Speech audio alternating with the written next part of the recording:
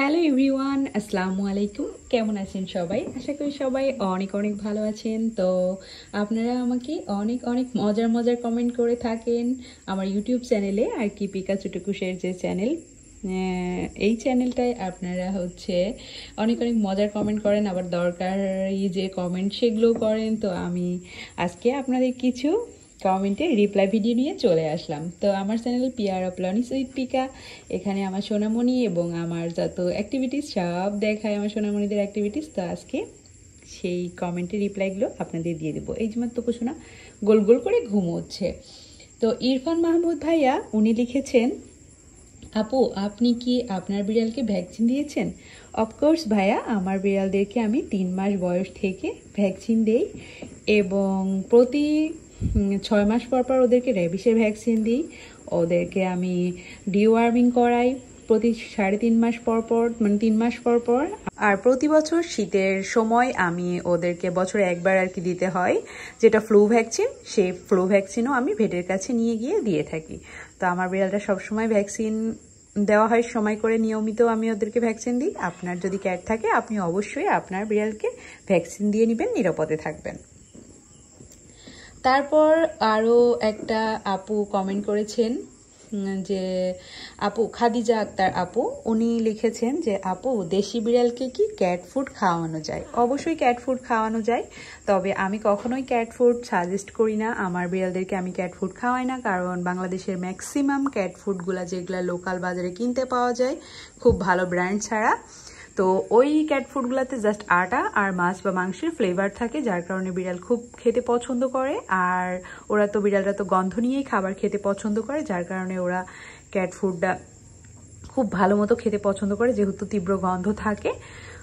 আর তখন অন্যান্য খাবার আর খেতে চায় না, তো এতে ওদের প্রোটিনের চাহিদা ঠিক মতো পূরণ হয় না। যেহেতু বিড়াল মাংসাশী প্রাণী, তাই বিড়ালকে প্রোটিনের চাহিদা পূরণ করতে হলে অবশ্যই আপনার মাছ মাংস দিতে হবে।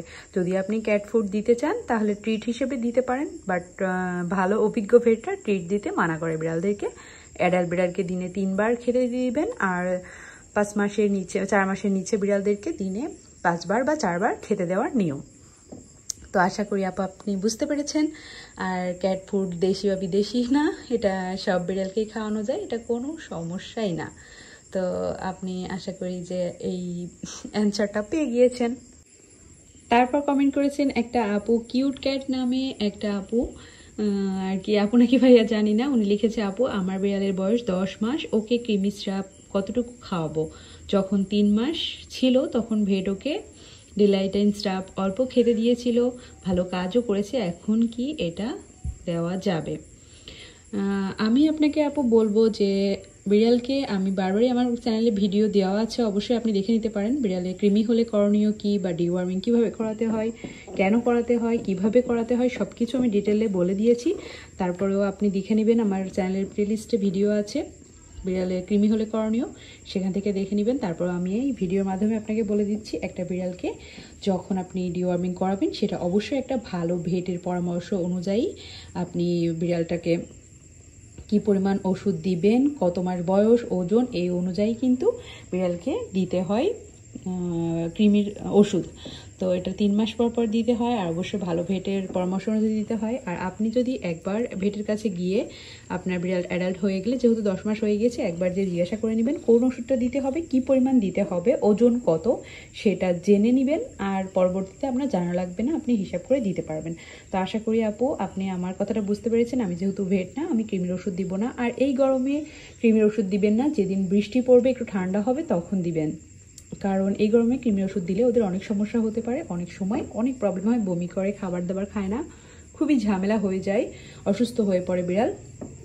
তো এই জন্য আমি কখনোই গরমে দিই না। এই যে কিছুদিন আগে একটু ঠান্ডা পড়েছিল, ওদেরকে আমি কৃমির ডোজটা দিয়েছি, তো তখন ওদের কোনো সমস্যা হয়নি, বমিও করে নাই, কিছুই করে নাই।